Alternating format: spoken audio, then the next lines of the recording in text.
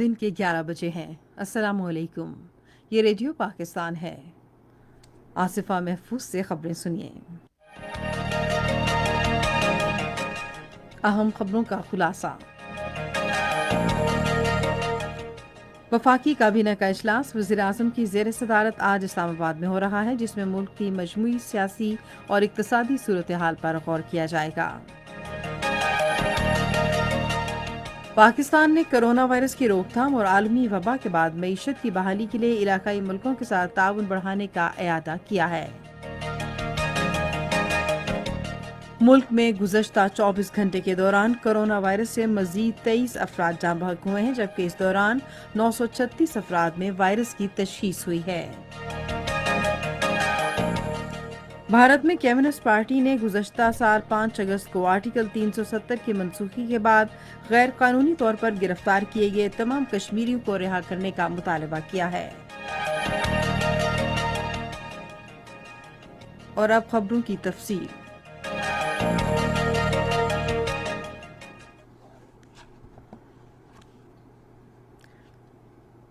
وفاقی کابینہ کا اجلاس وزیر اعظم کی زیر صدارت آج اسلام آباد میں ہو رہا ہے، جس میں ملک کی مجموعی اقتصادی اور سیاسی صورتحال اور کرونا وائرس کے حوالے سے صورتحال پر غور کیا جائے گا۔ کابینہ اجلاس کے دوران 13 نکاتی ایجنڈے پر تبادلہ خیال کرے گی۔ اجلاس میں ملک میں پیٹرولیم مصنوعات کی قلت کے بارے میں تحقیقاتی کمیشن کے قیام کی منظوری پر غور کیا جائے گا۔ اجلاس کے دوران یورو 5 ڈیزل اور پیٹرول کی درآمد کے معاملے کا جائزہ بھی لیا جائے گا۔ اقتصادی امور کے وزیر خسرو بختیار نے کہا ہے کہ پاکستان کرونا وائرس کی روک تھام اور عالمی وبا کے بعد معیشت کی بحالی کے لیے علاقائی ملکوں کے ساتھ تعاون کو فروغ دینے کے لیے تیار ہے۔ وہ کرونا وائرس سے نمٹنے کے لیے مشترکہ اقدامات کے بارے میں 4 ملکی آن لائن کانفرنس سے خطاب کر رہے تھے۔ وفاقی وزیر نے کہا کہ کرونا وائرس کی وبا نے عالمی سطح پر انسانی اور معاشی لحاظ سے سنگین اثرات مرتب کیے ہیں اور دنیا کا سماجی اور سیاسی ڈھانچہ ہلا کر رکھ دیا ہے۔ خسرو بختیار نے کہا کہ پاکستان کی سمارٹ لاک ڈاؤن کی پالیسی کے مثبت نتائج سامنے آئے ہیں، جس کے نتیجے میں نئے مریضوں اور اموات کی شرح میں نمایاں کمی آئی ہے۔ انہوں نے اس بات پر زور دیا کہ کرونا وائرس کی روک تھام کے لیے جب بھی ویکسین تیار ہو، اس تک سب کی رسائی ہونی چاہیے۔ کرونا وائرس کے تناظر میں غیر قانونی مقبوضہ جموں کشمیر کے عوام کی حالت ازار کی طرف توجہ دلاتے ہوئے خسرو بختیار نے فوجی محاصرہ ختم کرنے، وہاں صحت کے بین الاقوامی ماہرین کو رسائی دینے اور محصور کشمیریوں کے لیے فوری طبی امداد فراہم کرنے پر زور دیا۔ اطلاعات و نشریات کے وزیر شبلی فراز نے کہا ہے کہ حکومت قومی احتساب بیورو کے قوانین میں مزید شفافیت لانے کے لیے کوشاں ہے۔ نجی نیوز چینل سے گفتگو کرتے ہوئے انہوں نے کہا کہ نئے قوانین متعارف کرانے اور موجودہ قوانین میں خامیوں کو دور کر کے نیب کو ایک مؤثر ادارہ بنایا جا سکتا ہے۔ ایک سوال پر انہوں نے کہا کہ مسلم لیگ نون نیب قوانین میں اصلاحات لانے میں ناکام رہی۔ وفاقی وزیر نے کہا کہ پاکستان تحریک انصاف نے نئی روایات رقم کی اور تمام وزراء اور مشیروں نے وزیر اعظم کی ہدایات پر اپنے اثاثے ظاہر کیے۔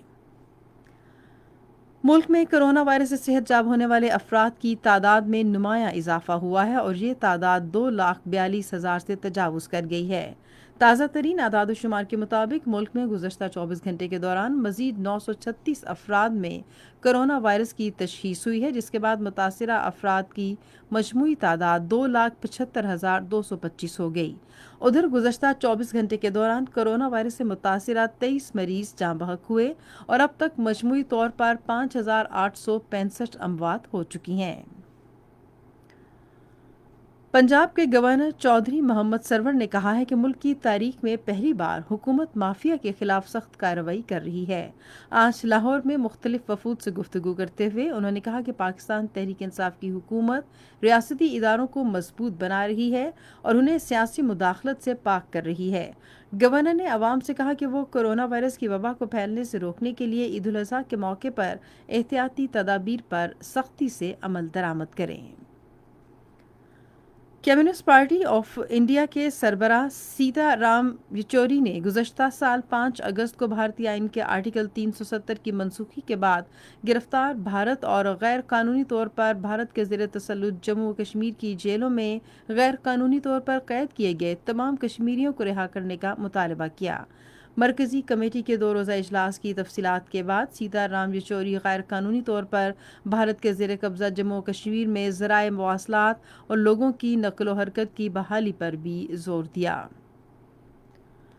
سعودی عرب نے عراق کی سلامتی اور استحکام کے لیے مکمل تعاون کا اظہار کیا ہے۔ سعودی ولی عہد شہزادہ محمد بن سلمان نے عراق کے وزیر اعظم مصطفیٰ الکاظمی سے ٹیلی فون پر گفتگو کرتے ہوئے دونوں ملکوں کے درمیان مختلف شعبوں میں تعلقات کو فروغ دینے کی خواہش ظاہر کی۔ اسی کے ساتھ خبریں ختم ہوئیں۔ مزید خبروں اور تجزیوں کے لیے وزٹ کیجیے ہماری ویب سائٹ radio.gov.pk اور فیس بک کے link radio Pakistan news official پر براہ راست ویڈیو سٹریمنگ بھی ملاحظہ کیجیے۔